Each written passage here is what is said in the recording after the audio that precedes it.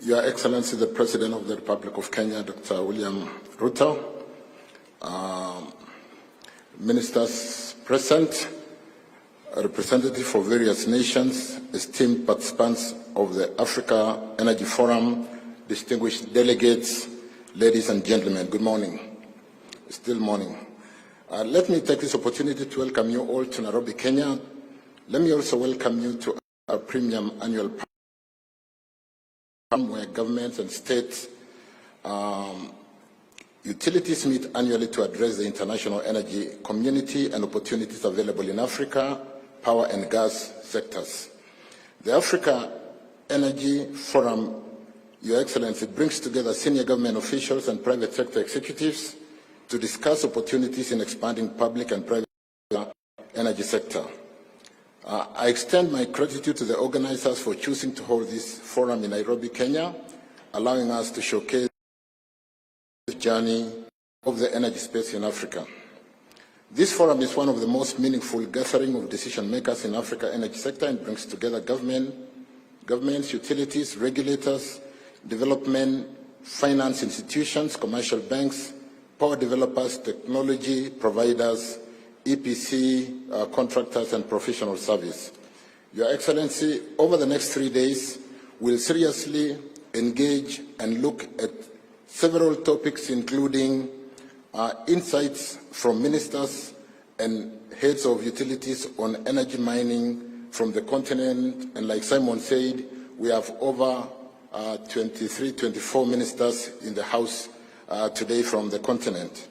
We'll also look at increasing pace and scale, how to increase the pace and scale of Africa renewable energy projects, the growing role of Africa gas within the geopolitical context, breaking down barriers to energy transition in mining. We look at capital flows and risk mitigation in today's market. We'll also be looking at financing an African energy transition in the challenge of today's climate change, and Africa path to becoming global green hydrogen powerhouse, building regional power markets, electricity trade between countries, and many other topics, Your Excellency. On the area of connectivity in Africa, we need to improve power generation and connectivity to our people. With 600 million people, some of the highlights, Your Excellency, in our continent not having access to electricity and an average of 180 kilowatts hour per capita use of electricity in our continent, we have a lot of work to do. On the energy mix, Africa has great potential in geothermal, solar, wind, and hydro generation. In the field of geothermal exploration, Your Excellency, Kenya stands. We have tapped into the vast geothermal potential of the Great Rift Valley. I invite the guests here today, and I'll be spending the next 3 days to ensure that some of us do get a chance to visit our Olkaria magical energy trail to see what you've done in geothermal. It's only 70 kilometers out of Nairobi here. On wind power, our commitment to wind power generation has borne fruit. One shining example, of course, is the Lake Turkana wind project located in northern part of Kenya, one of the largest wind power plants in Africa and in the world today. Africa in hydro generation has vast hydro generation potential from the Congo River Basin, the third largest river in the world, to the Nile Basin and what the Ethiopia, our neighbors, are doing.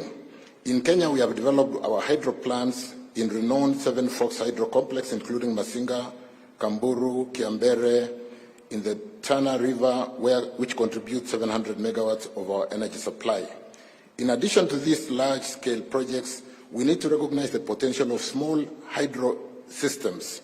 Small hydro system, ladies and gentlemen, plants such as the 2 megawatts, Your Excellency, Kogo plant in Migori County, plays a vital role in electrifying rural and remote areas where grid connectivity may be and remains a challenge.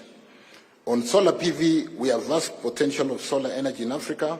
Solar also witnessed tremendous growth with photovoltaic improved technology today and the cost of solar PV coming down, coupled with the battery storage that will be the next really blue sky for us to conquer.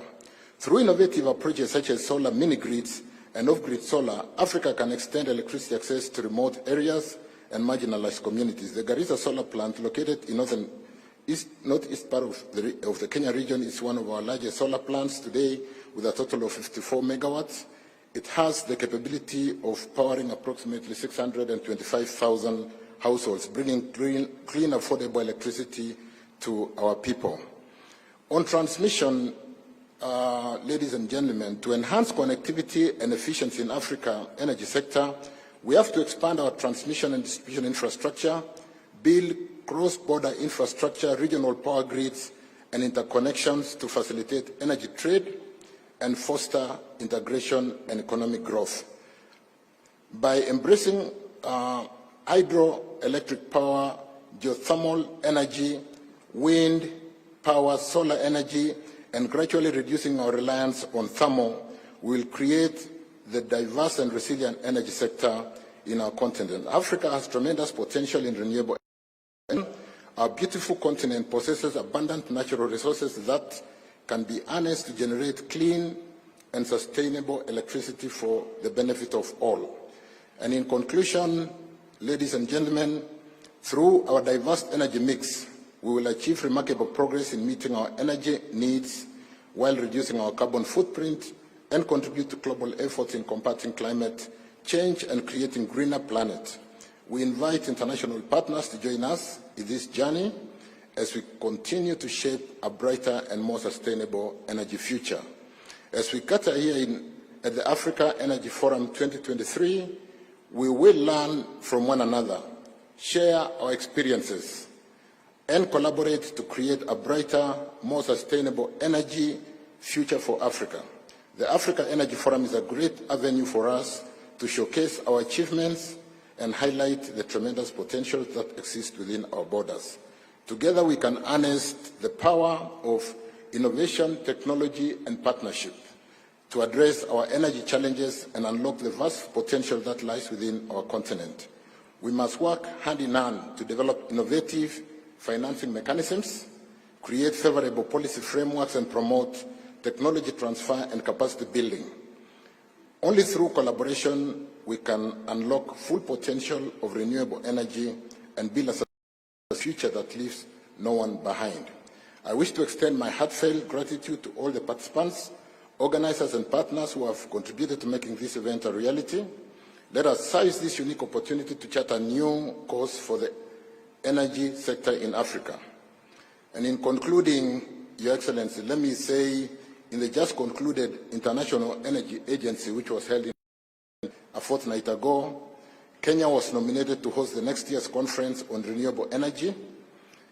Energy conservation has been identified as one of the key climate change adaptation strategies with respect to migrating from thermal to renewable energy.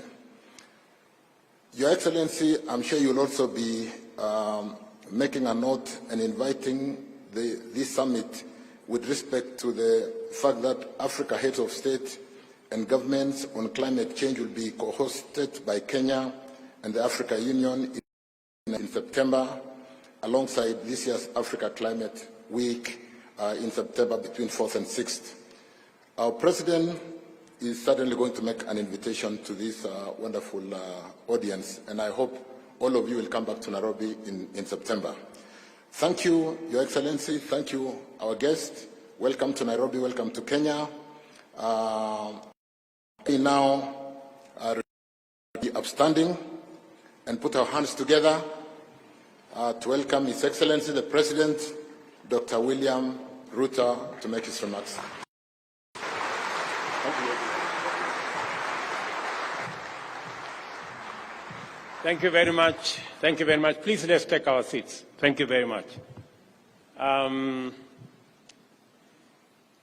To all our guests from within our continent who are present here, senior government officials from different parts of the world, captains of industry, people in the energy space, good morning and welcome to Nairobi. Before I make my brief statement, let me volunteer some information to you. I have been asked by the Minister for Tourism and Heritage to tell you that while you are in Kenya, you might have a small problem. You may feel too much at home, and going back to where you came from may be a challenge. And she asked me to explain the reason why. Kenya scientists, and I am one of them, that the very earliest remains of man were found in Loyangalani in Kenya, meaning this is where humanity began. So from wherever you have come from, welcome home, all of you. I know you paid for your visa. You had to look for a visa to come to Kenya. If the people of Kenya finally agree with me, the next time you come to Kenya, you may not need a visa, because I think it is unfair to ask anybody for a visa when they are going home. I have also been sent by the governor of Nairobi. He's my friend, and he has told me to ask you to enjoy Nairobi, to give you a bit of geography. On one end is a canopy of very good forest, and you have a national park with wildlife. He's also asked me to tell you that sometimes the lions and cheetahs break from the fence at the national park. So when you find a lion by the road, so be careful, because it is not tamed, it is wild. Regardless of whether we like it or whether we acknowledge it or not, humanity today must confront not just a defining moment in the history of our existence, but also the fact that the unprecedented existential crisis of climate change has a lot to do with our relationship with energy. Energy makes human life safer, human activity more efficient, and society better. The different ways in which societies access and utilize energy describes the contours of human productivity and inequality, and also define our contribution to the worsening climate crisis.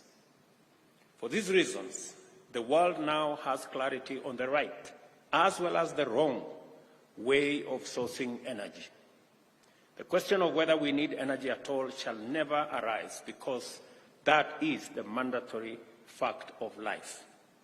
The matter of how we cater for our energy needs must therefore escalate us to the highest priority of humanity's urgent existential concerns, and must continue to occupy our thinking. In the discourse about energy and climate, it is impossible to be neutral or disinterested. We can be part of the problem and at the same time contribute to its solution in various ways. For instance, Africa, with only 16.7% of the world population, has historically been the world's smallest contributor to the problem, cumulatively less than 2.9% of greenhouse gas emissions. At the same time, Africa bears the disproportionate burden of adverse impacts of climate change, including weather phenomena, whose devastating consequences range from drought and starvation on one end to floods, landslides, and waterborne disease, as well as massive destruction of property, infrastructure, and livelihoods on a scale that is unprecedented. Moreover, Africa is home of the world's greatest concentration of people without access to efficient and ecologically sustainable energy, with 600 million people having no electricity at all and 900 million people without clean cooking energy. Further, Africa as a continent is heavily endowed with clean, green, and renewable energy resources, as well as the essential minerals required by the global energy transition that humanity must undertake to avert a climate catastrophe.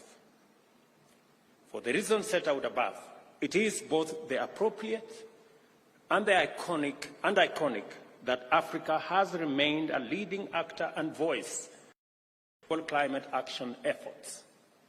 There is no doubt that for 4 decades now, Africa has been robustly and consistently involved in national, regional, continental, and global discourses aimed at finding effective solutions to the climate change problem.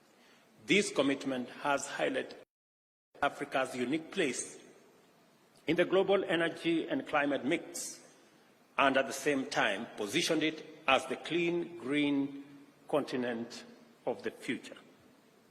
The 25th edition of the Africa Energy Forum, therefore, reminds us about the history, progress, achievements, figure, and consistency of Africa's commitment to developing a viable pathway towards energy access and effective climate action.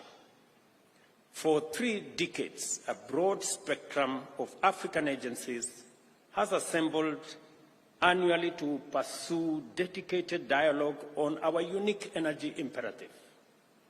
For 25 years, African governments, energy sector utilities and regulators, development finance institutions, innovators and technology providers have sustained a commitment to collaborate and take action to move Africa in the direction of its Paris Agreement goals. Kenya's experience of energy sector potential, policies, investment opportunities exemplify the huge possibilities within the African energy and climate action complex. Allow me to. Decades ago, Kenya boldly invested in the development of its renewable energy potential at a time when it was not fashionable to do so. The decision has paid off. Renewable sources form 73% of our installed electricity generation capacity, accounting for over 90% of electricity generated and distributed in Kenya. Additionally, through appropriate incentives and a conducive investment climate, Kenya has mobilized necessary investments to install the biggest wind power plant in our part of the world, the Lake Turkana Wind Power Project. I heard ministers say it is among the largest in our continent. It is the largest in our continent. At the same time, we are steadily exploiting and deploying available geothermal potential, currently estimated at 10,000 megawatts. What Kenya has learned from these developments is that it is possible to achieve ambitious development goals while maintaining clean, green energy commitment. I think there is a proposal, or there is a perception that development and green energy is in conflict or cannot be on the same trajectory.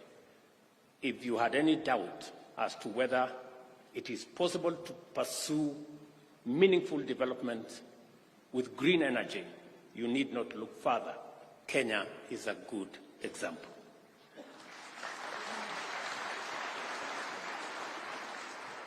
Energy is one of the fundamental enablers for the transformation agenda and our infrastructure component of our bottom-up economic transformation agenda. Partnerships and collaborations in the energy sector are premised on the fact that Kenya is endowed with substantial renewable energy resources which constitute a highly attractive investment profile. The opportunities include, and I'm saying this because I know in this room we have men and women who are looking for opportunity to invest in our country and in our continent. One, proven wind energy potential of 30,000 megawatts with 346 per square and speeds of over 6 meters per second. A wind resource atlas is available to show high-value wind power prospects. And I said that atlas be made available and transport also be made available so that you can go and see sites. The Lake Turkana Wind Power Project, with a capacity of 310 megawatts, is the largest in our continent. And just the same way Davis has said he will arrange to take you to Olkaria, I suggest that he also puts together a plane to take people to this great project. Average annual solar insolation estimates at 4 to 6 kilowatt hours per square meter per day exist for both off-grid and on-grid options. A Kenya off-grid solar access project is under implementation but covering 14 underserved counties. There is potential to expand the coverage to other needy counties, and we welcome investments and partners to work with us, either as investors on a public-private partnership framework or indeed any other frameworks that can be negotiated. Number three, tremendous geothermal energy potential currently estimated at 10,000 megawatts, out of which less than 10% has been exploited. Kenya is already the largest global producer of geothermal power. 6,000 megawatts of both large and small hydroelectricity potential is also on the offer. 300 megawatts potential for cogeneration in the sugarcane factories in Western Kenya is also available. 20 to 131 megawatts of biogas potential using various feedstocks. A 2 megawatt biogas is already operational in Naivasha and is using flower waste from the flowers we are exporting globally. As already mentioned, renewable energy in Kenya currently accounts for 73% of installed power generation capacity. In terms of utilization, renewable energy accounts for 90% of the power generation dispatch. We are on course towards achieving our target of 100% clean energy in 8 years. Additionally, we have set a target to achieve 100% access to clean cooking by 2028. In fact, in our budget this year, we have done two things so that we can set ourselves on the trajectory to clean cooking. Number one, we are reducing taxes, the 8% VAT on gas, cooking gas. Number two, we are also extending, on the other hand, facilities that will make it possible to reduce our cylinders from about 2,000 shillings to between 300 and 500 shillings. Again, push the trajectory in cooking. With an installed electricity generation capacity of 3,002 megawatts, Kenya has made significant achievements in electricity access over the past 7 years. It raised connectivity from below 30% in 2013 to over 77% at the moment. This success was driven by a robust policy and regulatory framework that enabled both public and private investments in the power sector to profitably invest in access throughout the country.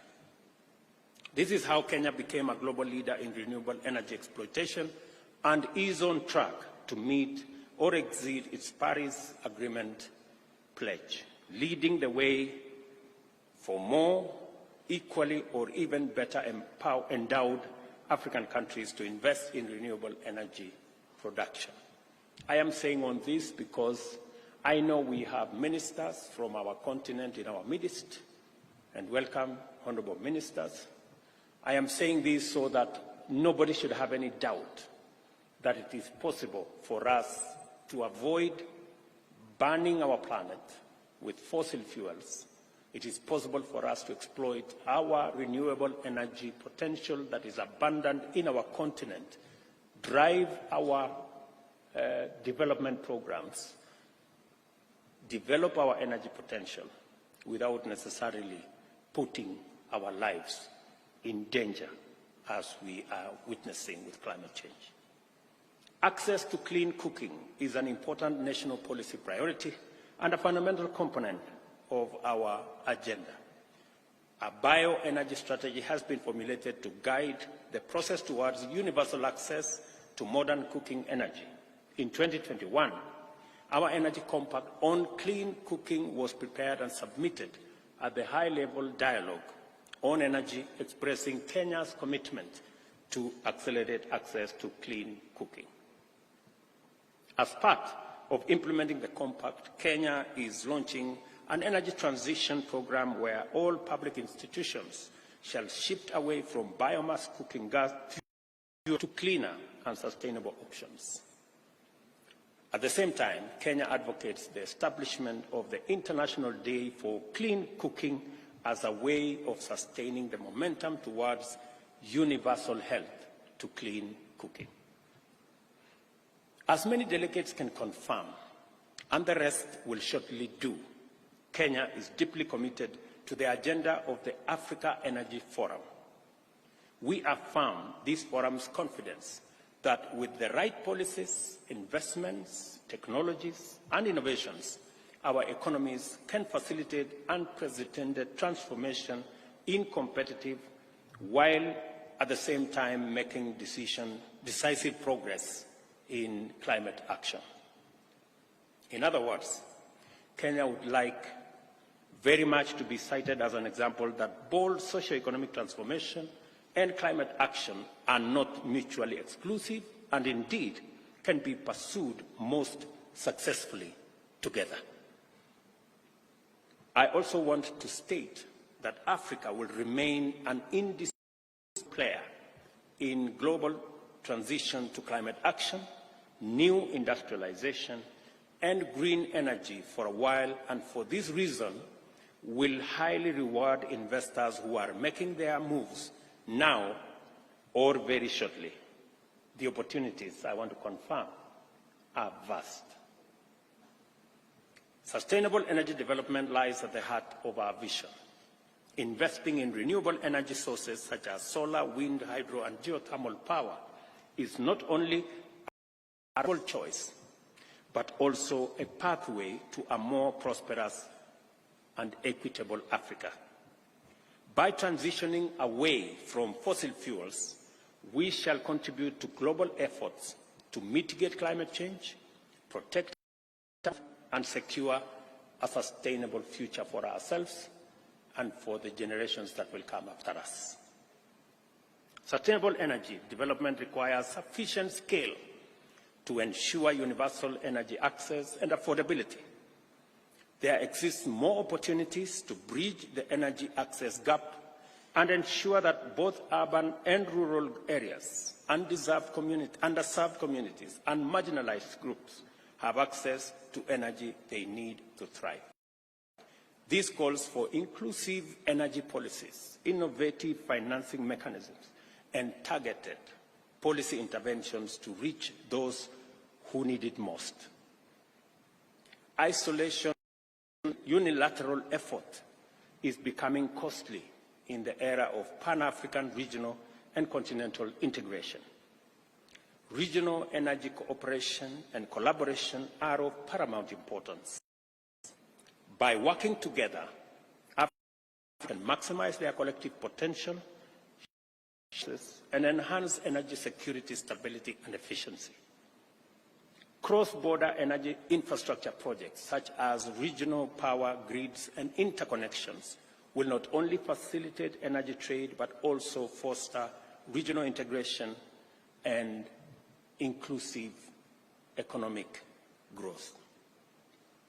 This singular moment, when energy connectivity powers Pan-Africanism, while Pan-Africanism drives energy inactivity, is also our opportunity to strengthen partnerships and build a united, interconnected Africa.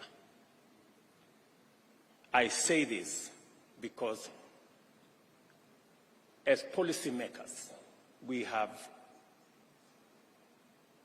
agreed and we have decided and we have set ourselves to achieve consolidation of our assets, our thoughts, and to make our development inclusive. It is the reason why we have 85%, close to 90% ratification of the Africa Continental Free Trade Area, because it is the instrument that will consolidate our synergize, create the single largest market of 1.4 billion people, and being the youngest continent, provide ourselves the opportunity to provide global labor for the future. In any case, by 2050, a quarter of the world's population will be living in the African continent. And the endowments that we have, the huge energy resources that we have, green energy resources that we have in wind, in solar, in geothermal, in hydro, the huge resources we have in sustainable agriculture, because we have 2/3 of the world's uncultivated agricultural land.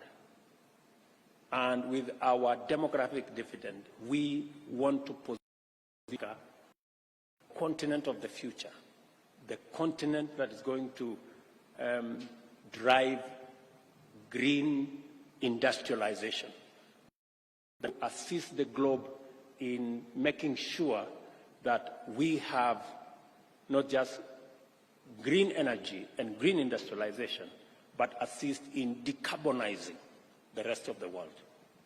We all agree today that the conversation is no more and should not be the reality. It should not be a North versus South conversation, or rich versus poor, or the emitters versus the non-emitters. We need to find a win-win conversation that will make the work with the emitters work with the non-emitters, so that we can solve this problem. And hopefully, we are going to have that conversation, the beginning of that conversation, the day in Paris, because we need a new financing deal that will make it possible for all of us as humanity to realize the existential threat that we face as humanity because of climate change. The North is as at a risk as is the South. The emitters are as vulnerable as the non-emitters. So we need to work together. This is not time for finger pointing. This is not time for blame game. This is the time for us to work together towards a solution to save our planet, to ensure that we deploy all the resources we have. First time, those of us from the African continent are not going to complain. We're not going to lament to anybody. We want to have a conversation of equals. We want to have a conversation of the assets that we have. We have huge renewable energy assets. We have huge mineral assets that can be used to deploy hydrogen technology to sort out the power challenge that we have. The North can come with technology and financial resources, and we can have an outcome where everybody becomes a winner. This is the conversation we want to have. it's not a conversation about aid. It's not a conversation about loans. It's not about debts. It's a conversation about investment, where everybody comes with their assets. That is the conversation we want to have. We should be discussing a financial ecosystem, a new international financial mechanism that is going to have no lesser or greater partners, that is going to be a win-win, where everybody is treated equally. For those of you who are in the development finance sector, you know very well that today some countries access development finance at 10–12%. Others access development finance at 1%, maybe 0.5%. We are saying we should have an international financial system that treats everybody equally and that does not disadvantage others because of an element called risk. We must find a way of de-risking everybody and making development finance available to all of us equally. To ask for a fair international financial system is not to ask for too much. I think it's the fair thing to do. What we do not want is an unfair system, and any perpetuation of an unfair system is unfair to everybody. And the good news is, for the first time, climate change, there is no developing or developed country. We are all in the same boat. However hard you try, you cannot have unilateral action at the corner. If this place is burning, you cannot have an air condition at your corner. It will not work. You will have to find a way of sorting out everybody if you have to sort yourself out. So I think the sooner we realize that, the better for all of us, and we can all come around one table and have one conversation that gives win-win for everybody. This is why Kenya is honored to host the 25th Africa Energy Forum, and why I am delighted to have this opportunity to engage with you. I welcome all visitors, wish you all a pleasant stay in the green city in the sun, and enjoy to make a little time to experience the warmth, luxury, beauty, delight, and charms of magical Kenya. And as Minister Davis said, I welcome all of you to the conversation of a lifetime between the 4th and the 6th of September, when, as leaders from this continent, we will be sitting down to consolidate our position so that we can contribute to solving the climate change paradox. We are putting our thoughts together. I am hopeful that in Paris we will be able to configure and agree on a new financial deal, which we will consolidate and organize in September.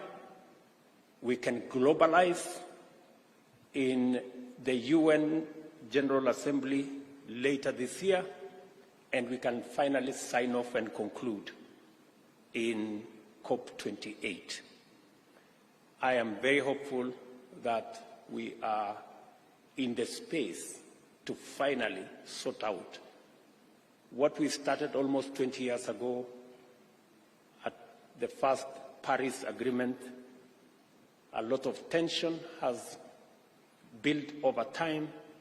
Today, we need to go back to the principles that brought us together when we sat in Paris many years ago, and we need to finally bring this to a conclusion. We've been at it for far too long. And I'm saying for far too long because 20 years is a long time. And we have seen that it is possible to make long-lasting, fundamental decisions without spending 20 years. Let me give you an example. The current World Bank and IMF were in a small city called Bretton Woods in a record couple of weeks. Today, it is 80 years old. It was agreed upon by 44 countries, I think, with about 700 delegates. When Germany was faced with a challenge, it took them one session to change their constitution and raise $110 billion for their defense. After the Cold War, Europe came together and established the Reconstruction Bank that today is European Investment Bank. Within 6 months, it was ready, and within 18 months, it was doing the business for which it was set up. We have plenty of time between now and COP28 to agree on a new financing mechanism that is climate sensitive. It's been done in weeks. It's been done in months. This one has taken years, 15 years. Don't you think, good people, it's time to bring it to a conclusion? I sincerely think it's time to bring it to an end. And COP28 it is, according to me. Finally, I look forward to engaging further with insights from the outcome of your engagements and wish you very productive deliberations and outcomes in your time here. The Africa Energy Forum is now opened. Thank you very much.